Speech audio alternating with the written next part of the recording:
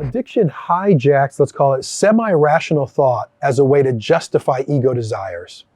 The simplest way to put this is to tell a story.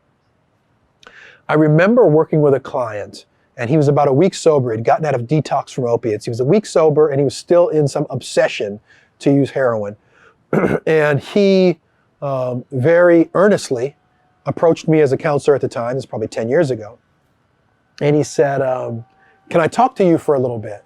I said, sure. We went back in my office, and he said, I'm crazy. I'm craving. I really want to use heroin, you know. Will you help me?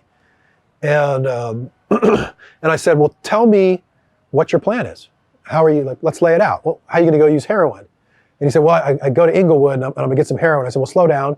Do you have any money on you right now? And he said, yeah, I got 10 bucks. I said, well, first of all, give me that 10 bucks, you know, and I took that 10 bucks. And then I said, so how are you going to get a hold of your dealer? And he said, you know, I'm going to call him. I said, you have your cell phone. He said, no, he had like picked up on my game, right?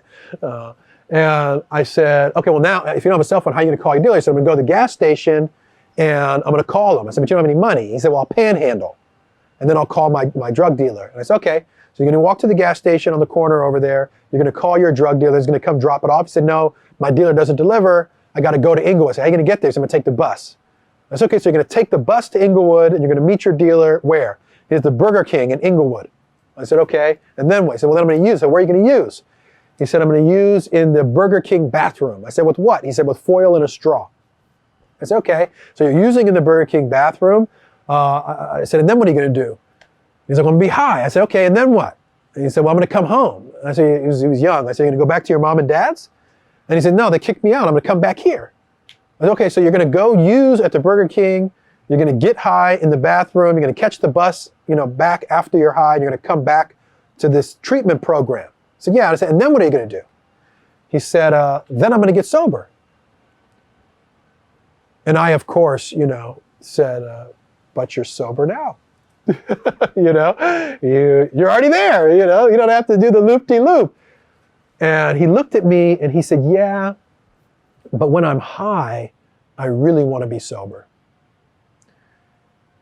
And I said, okay, so what I hear you saying is that in order for you to get and stay sober, you have to get high again. And he said, yeah.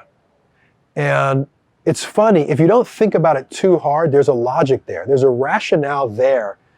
It just doesn't work with life, right? And so what happened is the ego self had basically taken the rational ability and created a little narrative and story that makes semi-sense.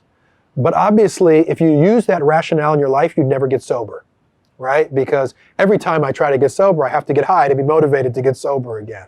You just do that rinse and repeat over and over again. It's actually what a lot of people do. It's a reality. And with this particular person, he actually did it. He didn't do it that night. But a couple days later, he left. And incredibly, he was right. He got high at the Burger King.